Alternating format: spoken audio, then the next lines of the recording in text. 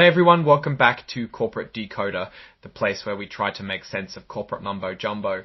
Today we are diving into a Form 8K filing by WP Carey, and no, I didn't just smash my keyboard, that's actually the name of the company. Let's see what secrets are hidden behind this wall of corporate text. Spoiler alert, looks like they just took out a big loan.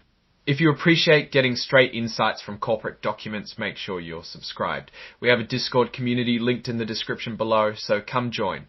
Scroll is a report date of earliest event reported July 7, 2025, meaning it is a recent snapshot of some important things happening at the company. These forms are used to tell investors about significant events that could sway the stock price. So let's find out what's new with WP Carey. The main event here is that WP Carey entered into what's called an underwriting agreement on July 7, 2025.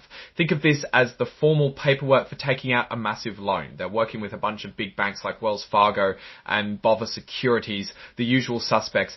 This agreement is tied to a public offering, which is basically selling new bonds called senior notes to investors. Scroll offering TEB of $400 million aggregate scroll.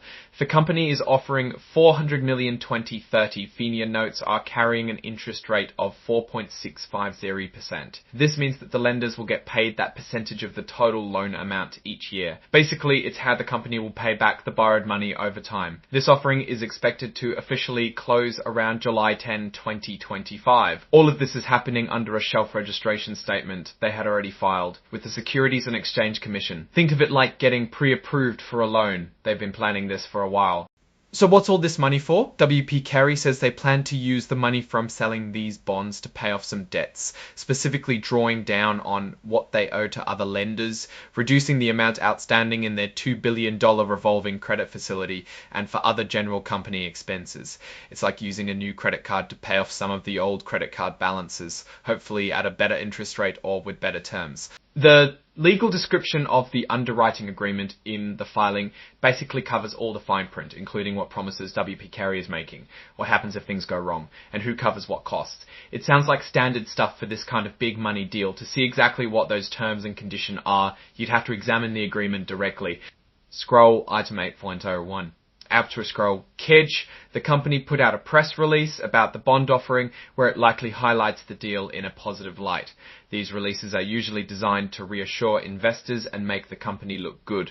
Here are the exhibits, the key documents related to this report. Exhibit 1.1 is the actual underwriting agreement itself, which we discussed before, and Exhibit 99.1 is the press release about the senior notes and pricing. Okay, now let's step back and put this all together. So what does it mean, what that WP Carey just took out a $400 million loan? Well, on one hand, borrowing money isn't always a bad thing.